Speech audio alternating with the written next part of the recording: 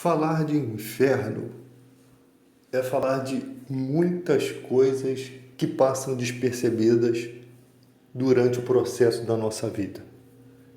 Porque quando você fala que o inferno existe, né, como a Bíblia relata o sofrimento de quem não estiver escrito no livro da vida, muitas vezes você não se lembra, mas muitas pessoas que você gosta, que você gostou nessa vida, estão mortas nesse momento. Sem que saibamos, sem que tenhamos a certeza do seu destino. Pensar que, não estou dizendo que está, mas pensar que Fred Mercury, Renato Russo, parentes seus, amigos, pessoas que você ama, cantores que você amou durante a vida, pessoas como Ayrton Senna, pessoas que passaram por essa vida e que fizeram alguma diferença nesse universo. Pensar que elas não estão no céu é ficar atormentado com esse pensamento. Mas é uma realidade. Porque quando atravessarmos essa vida e a gente descobrir que alguns não estão no livro da vida, a gente vai ficar muito triste. E é bom que essa tristeza comece já aqui. É bom que a gente comece a pensar nisso já aqui. Agora vamos observar a bondade de Jesus Cristo. O sacrifício de Cristo nos fez aproximar-nos de Deus de uma forma muito simples e fácil. Você não precisa subir a escadaria da penha de joelho, você não precisa se chicotear para ter a atenção de Deus. Você não precisa fazer nenhum sacrifício. Você precisa conversar com Deus e querer o perdão. E foi isso que Jesus garantiu a nós. Só que vamos entender uma coisa. A própria Bíblia afirma que quem está no mundo não tem o Espírito Santo, não pode ver. Como essa pessoa vai ter um entendimento de Deus? Aí a Bíblia diz assim, como crerão se não há quem pregue? E como pregarão se não forem enviados? Os enviados de Deus falam as palavras de Deus. E a Bíblia também diz que aquele que fala, fale segundo os oráculos sagrados. Aí você corre lá para o seu amigo e diz assim, vamos lá na minha igreja. Vamos lá que Jesus, você vai aceitar Jesus hoje. Chega lá na tua igreja, o pastor está pedindo dinheiro. O pastor está pedindo carro. Que Jesus está oferecendo para as pessoas pode ser da responsabilidade da igreja a perdição de muitas pessoas, não só da salvação. Devemos analisar isso.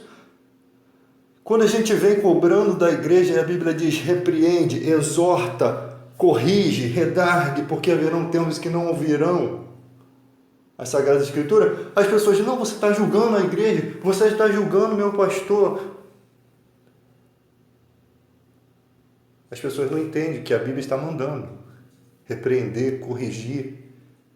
Aquele que fale segundo os oráculos sagrados. A Bíblia está mandando, está dando uma ordem. Se vai pregar alguma coisa, pregue segundo a palavra de Deus. Quantos falsos profetas os cristãos enfrentaram no passado? Quantos aproveitadores da fé?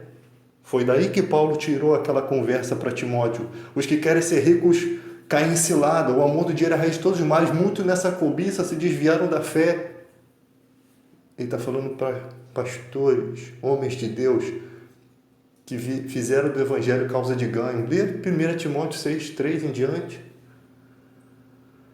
Você, homem de Deus, foge dessas coisas. Segue a misericórdia, o amor.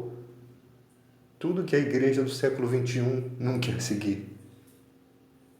Eles gostam das grandes campanhas. Venha passar pela cruz. As pessoas gostam de grandes eventos. Elas não querem mais a simplicidade, mesmo que seja boa, do Evangelho de Cristo. Elas não querem simplicidade.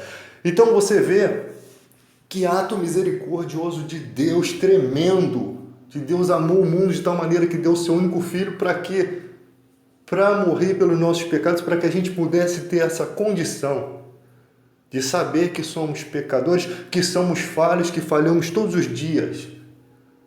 mas quando nós nos achegamos a Deus. Por que você, cristão, pode se achegar a Deus e pedir perdão e uma pessoa que não está na igreja não pode? Se ela está numa condição pior do que a sua. Se ela está na área, né? Satanás cega os entendimentos dos incrédulos para que não enxergue a luz que há em Cristo. Se ela está sem o Espírito Santo intercedendo por ela, se ela não consegue ver, se ela não consegue crer porque não tem gente pregando a verdadeira palavra de Deus. Se a igreja se tornou um comércio. Será que essas pessoas estão perdidas? Não é culpa do cristianismo moderno, que só se preocupa com si mesmo? Eu vou na igreja buscar a minha bênção. O mundo que se exploda. Eu quero a minha bênção. Porque é exatamente o que a igreja do século XXI está fazendo para o povo. Eu quero que o povo se exploda. O que importa sou eu, sou cristão, Deus é o Senhor do ouro e da prata, é rico, eu tenho que também ser rico, porque eu sou filho do rei. É esse ensinamento. Esse ensinamento falso que estão dando na igreja. E aí você quer ver o mundo indo melhorando? O mundo está indo de mal a pior.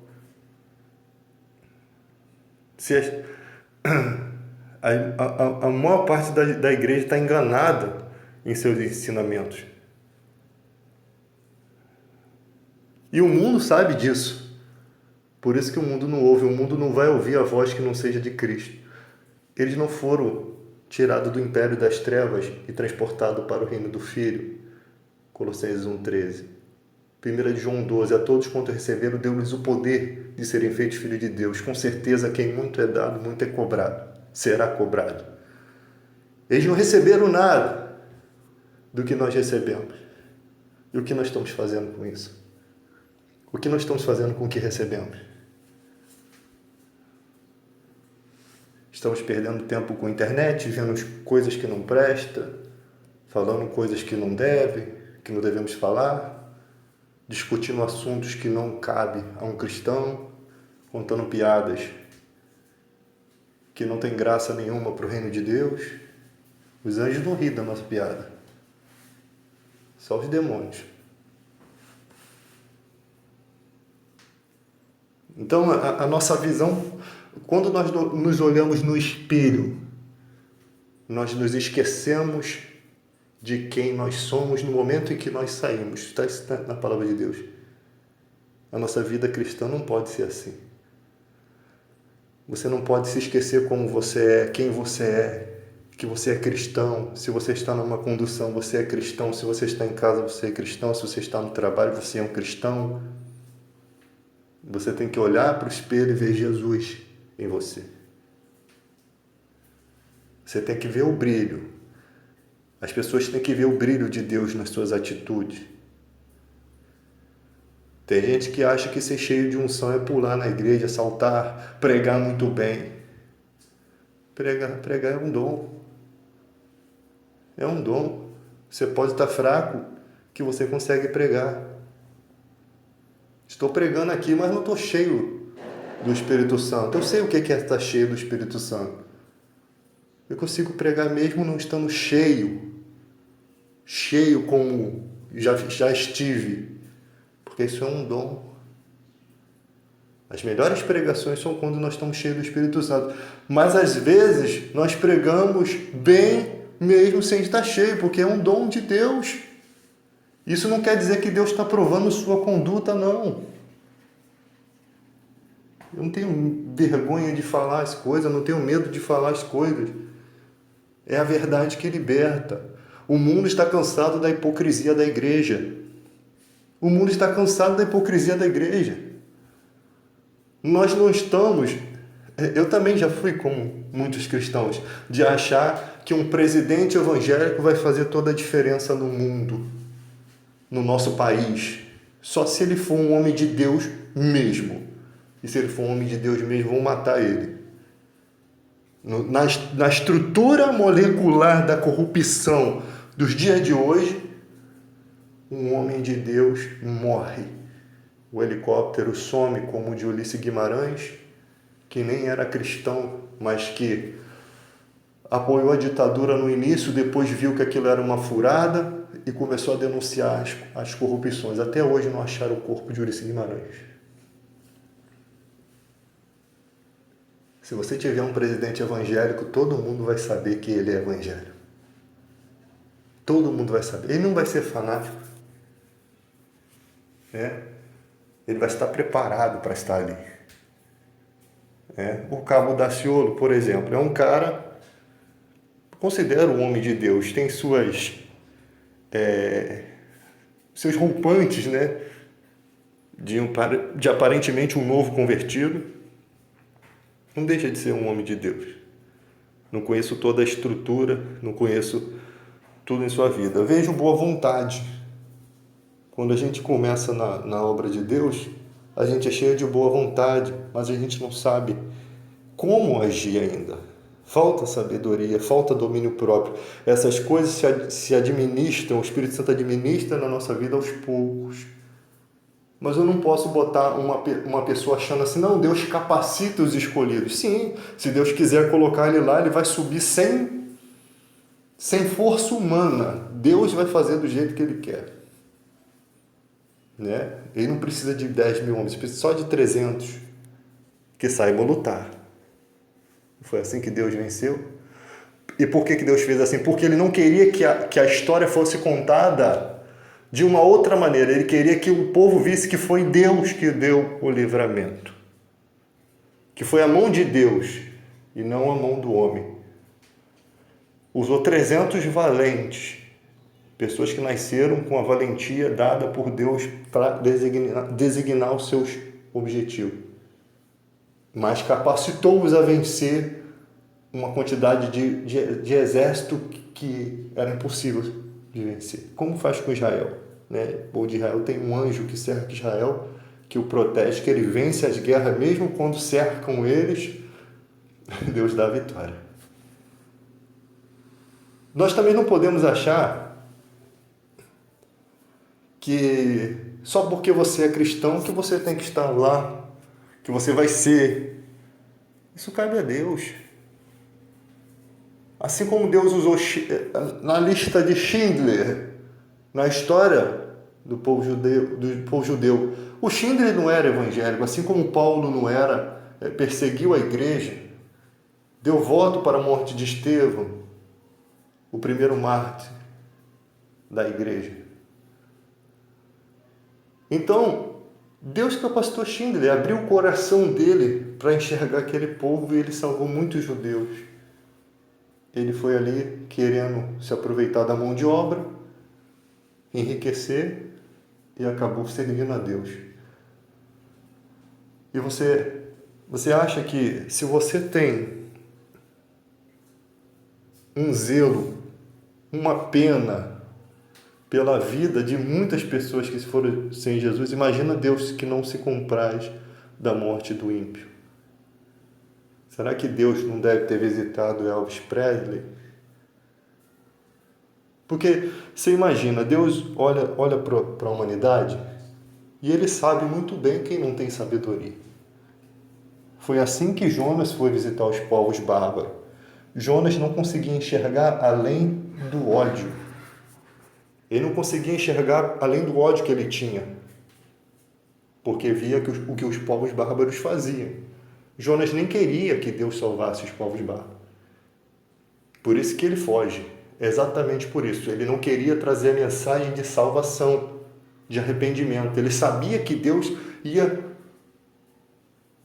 mudar a história daquele povo. Foi por isso que ele fugiu. Pode ler a história aí. Lê bem a história. Ele não queria, Deus teve que tratar com ele. E Deus fala que aquele povo não sabia discernir entre a mão direita e a esquerda. Inteligência humana é diferente de raciocínio acerca de Deus.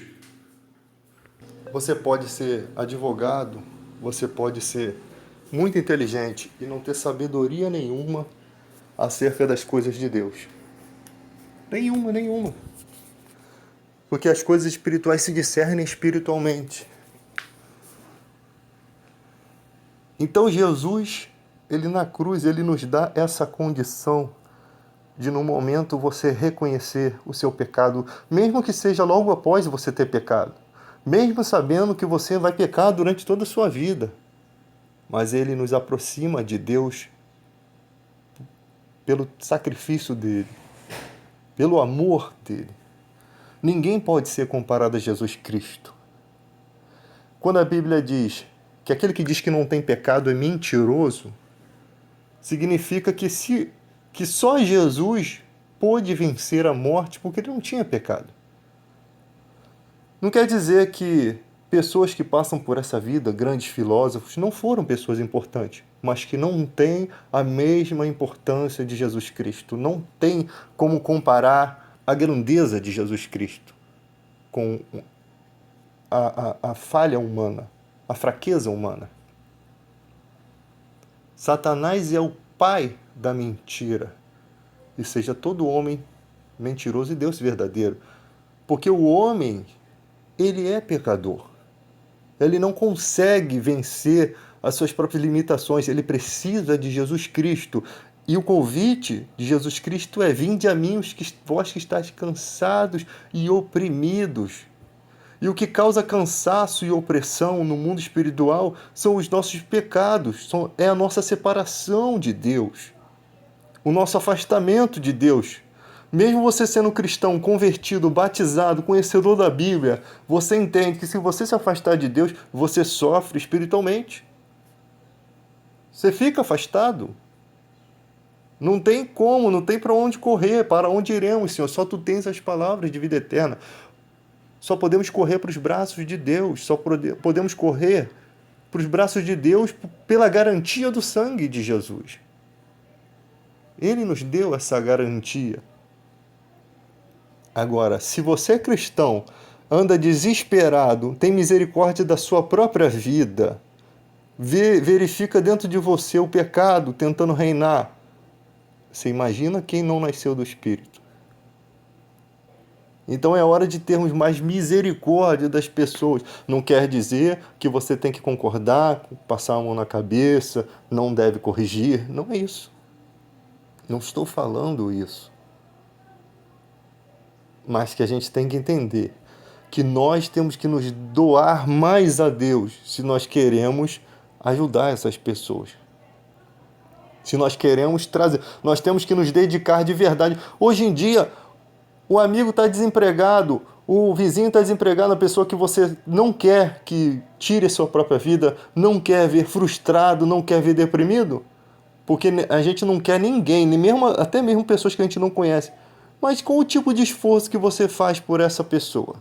Qual o tipo de consideração? Cada um só está pensando em si. Deus nos chama a atenção que nós temos que parar a nossa vida e refletir. E nós temos poder nas regiões celestiais. Nós temos que orar por essas pessoas. Tem cadeias que só se quebram com oração. A pessoa tem um bom currículo, a pessoa tem uma boa aparência, a pessoa é esforçada, é trabalhadora, mas ela não consegue entrar numa porta de emprego assim como milhões de pessoas. E tem pessoas nesse momento tirando sua própria vida. Por quê? Porque perdeu o seu trabalho, perdeu a sua honra, perdeu o seu desejo de viver, perdeu, se acha desmoralizado diante da situação. Então, quando você me vê aí na rede social lutando contra o governo sujo, contra a reforma da Previdência, não se escandalize com isso. Se escandalize se você não me visse fazendo isso. Se escandalize, eu vou ter meus erros, eu já conversando com o meu pastor, eu falei, nas batalhas se cometem falhas, se cometem erros. Você não está numa guerra você não está com a calma que você estaria se você não estivesse em combate. Então vamos cometer erros. Não que eu deva, eu tenho que todo momento analisar os meus passos, o que eu falo, com quem eu falo, eu tenho que analisar. Porque você pode ser ferido e até morto na guerra. Então se escandalizem se você não vê homens justos lutando pelo bem da nação. Jesus disse, bem-aventurados pacificadores. O que significa isso? Se a gente não lutar agora, não vai haver espaço para pessoas pacíficas. Sem trabalho, um homem rouba. Sem trabalho, um homem pode cometer loucuras. Não deve, mas pode fazer. E sem o seu trabalho, um homem não tem honra, e sem a sua honra se morre e se mata. Está lá na letra de Gonzaguinha. Poemas cantados, né? A música em forma de poesia. Então, nós estamos vivendo numa época em que é fácil fazer discursos, é fácil falar, pregar da maneira que eu estou pregando, porque são muitas situações. Mas o difícil é nós lutarmos contra essa situação. Parece que a gente luta com todas as nossas forças e não tem efeito nenhum. Vamos orar por essa situação.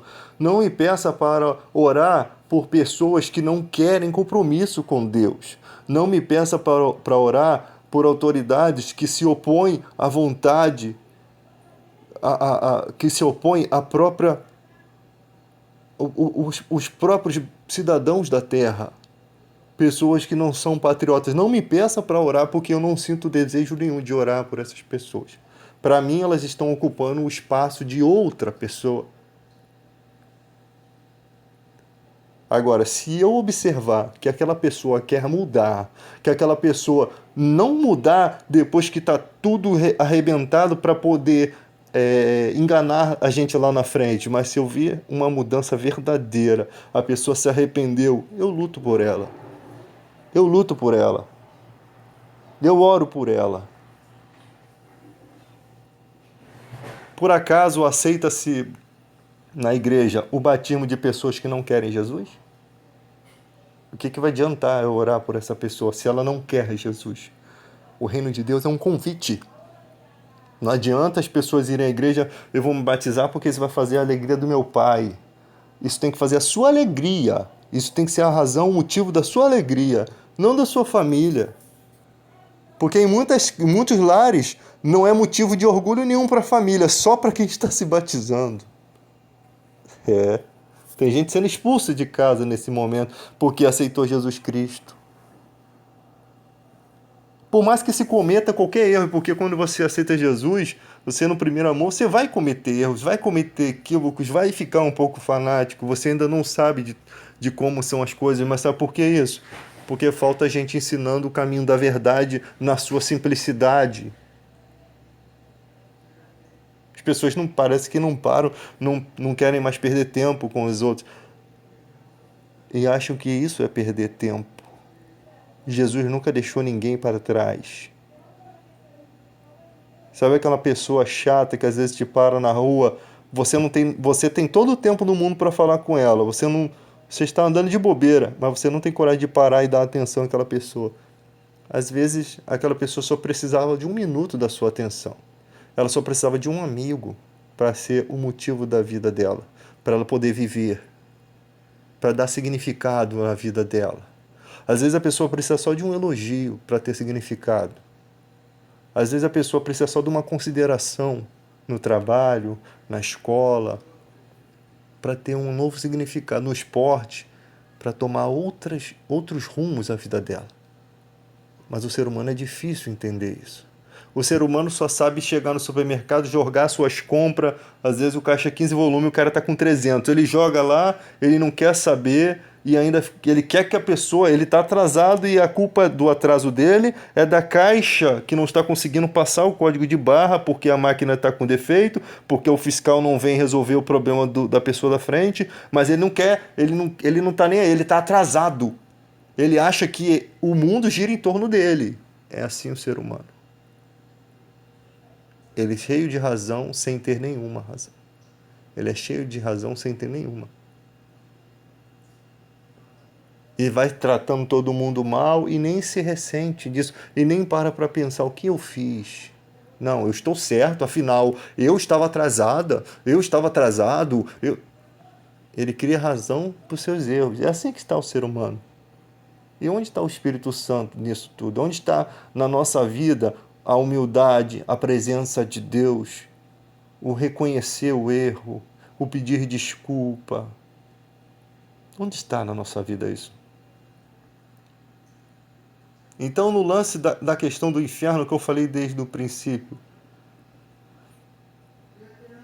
pessoas que passaram por essa vida tiveram grandes talentos, nos emocionaram e nos emocionam até hoje, nos dão significado de viver com as suas músicas que podem não estar na presença de Deus.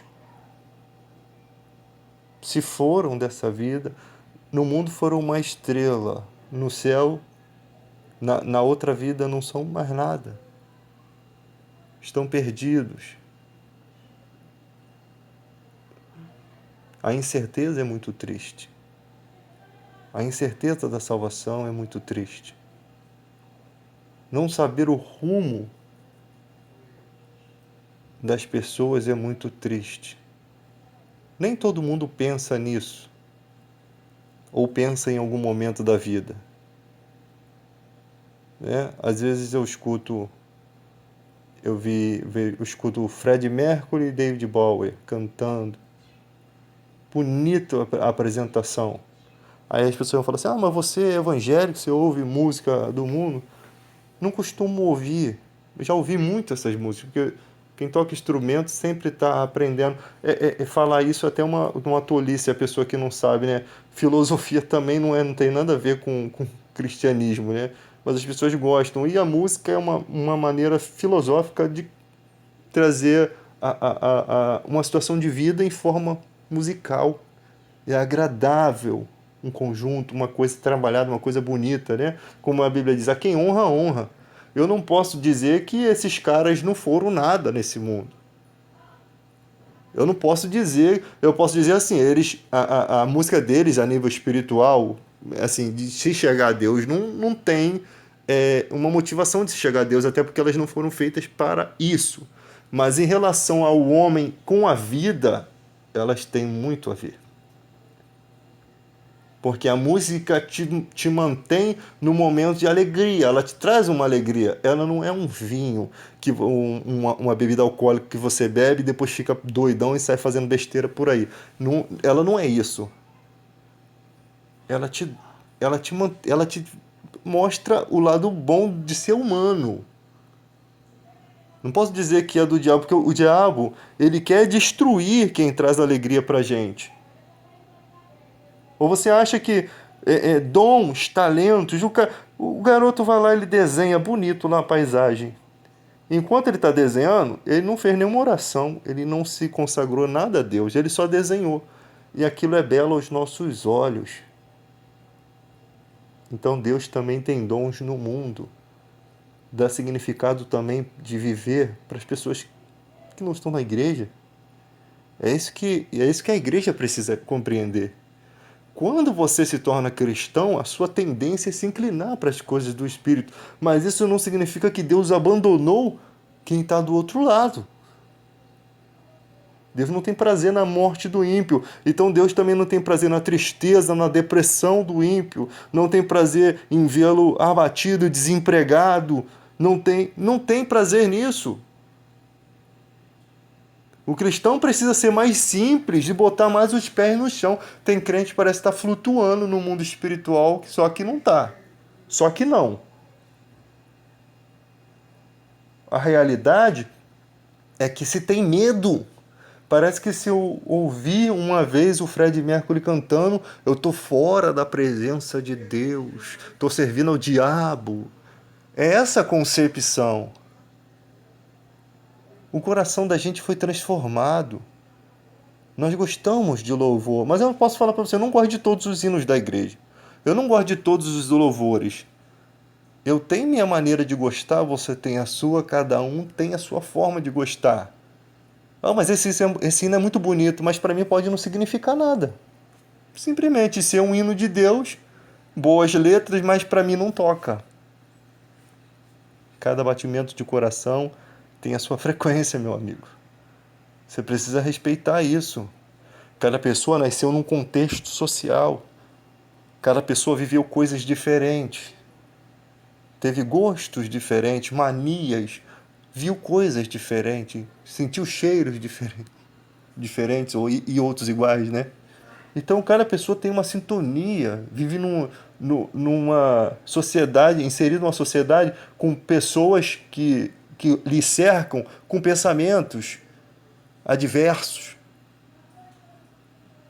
E a Bíblia A gente não precisa de nenhuma palavra persuasiva, a gente não precisa de conhecimento científico para trazer as pessoas até Jesus. A gente só precisa falar do amor de Jesus. A gente só precisa viver o amor de Jesus. A gente só precisa ser Jesus na vida delas, pelo menos o perfume dele. Já que não conseguimos ser ele, podemos ser pelo menos o perfume de Cristo na vida dela. Por que esse jovem age dessa forma? Por que ele quer casar virgem? Por que ele não aceita casar com uma pessoa do mundo? Ele quer uma pessoa da igreja? Porque ele é cristão. Quando você faz isso, você dá toda a honra a Jesus Cristo. E tudo que Jesus Cristo faz é para glorificar a Deus. As coisas seguem o rumo que se deve seguir. Nós temos uma forma de compreender a vida muito bonita. Os nossos olhos estão abertos para a situação. Nós entendemos bem o que é injustiça. O verdadeiro cristão, ele conhece o que é injustiça, ele sabe como reagir à injustiça, ele sabe como atuar, ele sabe, mesmo que muitas vezes aquilo que você acredita está te beneficiando, aquilo que você desacredita está te beneficiando, mas nem por isso você vai dizer que aquilo está certo. Eu sou um empresário. A reforma da Previdência vai ser bom para a minha empresa, mas não vai ser bom para o meu povo. Que se dane o meu povo? Ou que se dane a minha empresa? A minha empresa está vivendo hoje dessa forma, mas com a reforma da Previdência poderia ser melhor. Mas e o custo disso? E o custo disso? Vale a pena eu defender certas coisas pelo meu próprio interesse? É assim que os hipócritas desse Brasil ou desse mundo estão vivendo. É dessa forma. Outro dia o cara postou na internet um vídeo. Era bom que a gasolina tivesse R$10, que não ia ver nem essas motocas aqui do meu lado. Como se a estrada fosse só dele. Um imbecil. Um inútil. Cara com um carro bonito, a estrada é só dele. Era bom que a gasolina tivesse R$10. Hoje você pode ter R$10 para pagar a gasolina. E quando você não tiver, meu filho? E se acontece uma fatalidade, você fica doente, tem que gastar o seu dinheiro todo com os médicos? E a ambulância também tem gasolina, filho. Será que vai dar tempo de você chegar no hospital? Então nós não entendemos uma coisa. Por que o Brasil foi escolhido para ter a revelação do Evangelho? E aqui também se surgiu muitos falsos profetas a ponto de que até hoje eles continuam aí. Nós estamos na era da informação e esses caras continuam enganando as pessoas. Não são presos, ninguém mexe com eles, eles se engrandeceram em poder, mas sua doutrina é muito fraca. Ainda bem que são tolos, inúteis, não conseguem pregar a verdade. Pior é se fossem capacitados nas escrituras e enganar até mesmo pessoas que têm uma seriedade no Evangelho. Eles não conseguem.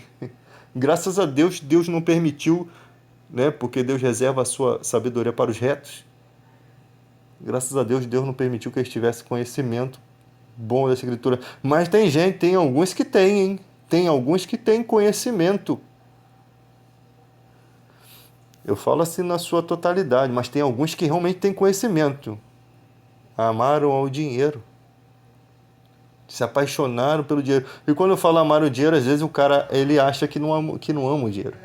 Ele não consegue enxergar, ele está tão cego que ele não consegue enxergar que ele só apoia as pessoas, os conchavos dele é só por interesse pessoal dele mesmo. Pessoal, se é pessoal, lógico que é dele mesmo. Só por interesse pessoal. Ele não consegue mais enxergar isso. As desculpas tomaram conta, de forma que a pessoa anda cega, não consegue mais perceber. Coitado. O coração se tornou obscuro, ele não consegue mais enxergar. Obstinados, achando que são sábios, tornaram-se loucos, tolos. Tem muita gente assim. Achando que são sábios, tornaram-se loucos. Não conseguem compreender as passadas que dão. Em algum momento, Deus saiu da vida deles e eles nem perceberam. Quando você perde a capacidade de compreender que Deus não está na sua vida mais, você está totalmente perdido. E isso acontece quando você começa a achar que não precisa se arrepender dos seus erros. Foi assim mesmo que aconteceu com Israel.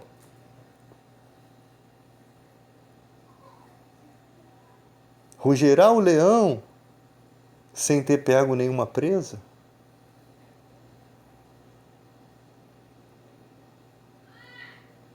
Foi assim mesmo que Deus usou o profeta, se eu não me engano, o profeta Amós.